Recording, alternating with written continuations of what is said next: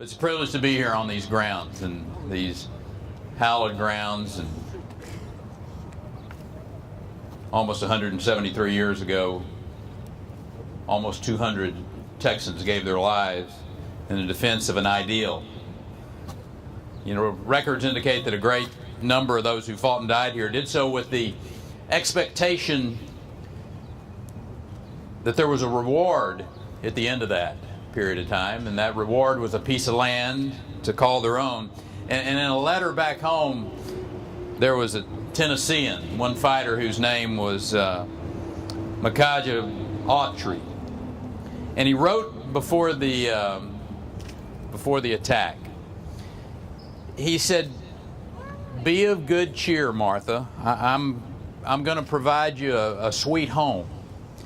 He said, "I shall be entitled to 640 acres of land for my services in the Army and 444 more acres upon condition of settling my family down here." So you see, land ownership has been essential to the Texas culture for a long time. Part of an abiding human desire that would even motivate a young man to risk his life to provide a home for his family. And that commitment to land ownership is still pretty strong in the state of Texas.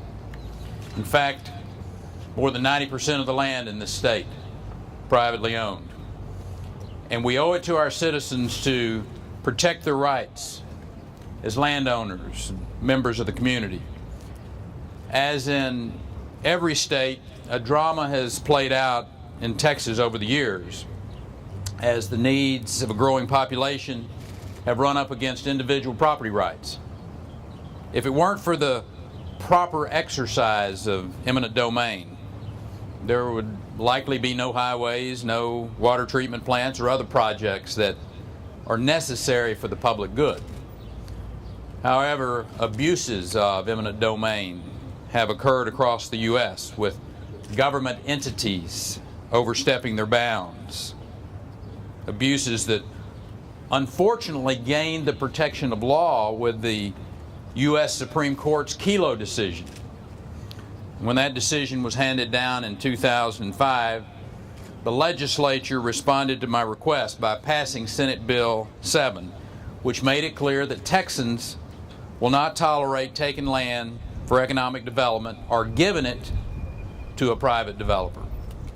Here in 2009, I believe our legislators have continued moving us in the right direction with the passage of HJR 14.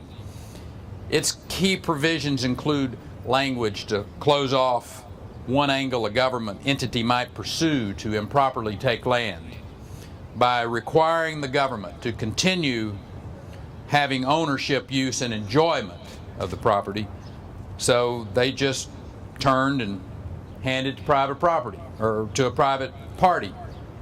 It also makes it clear that public use does not include economic development for the purposes of enhancing tax revenues. That is a core tenet of the Kelo decision.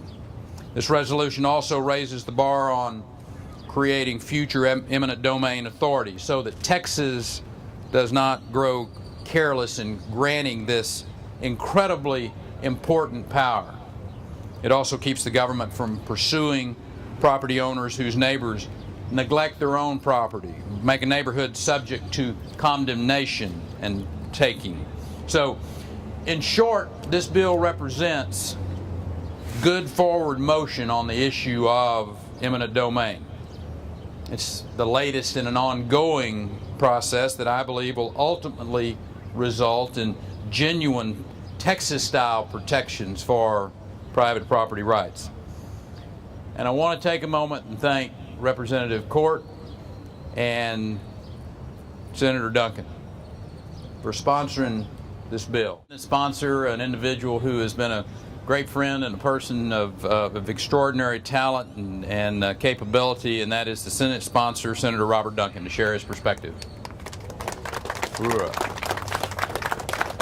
Thank you, Governor. First of all, I want to thank you for your leadership and your vision for the state of Texas in making this constitutional amendment a priority for the legislative session. This would not have happened without your leadership and commitment to the private property owners of the state of Texas. So thank you, and you're to be congratulated, Governor. It wouldn't have happened without your support.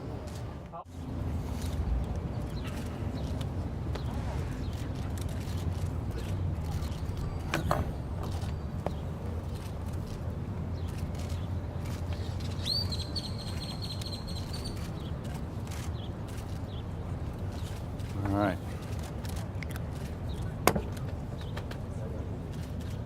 Thank you, sir. Well done. Proud of you.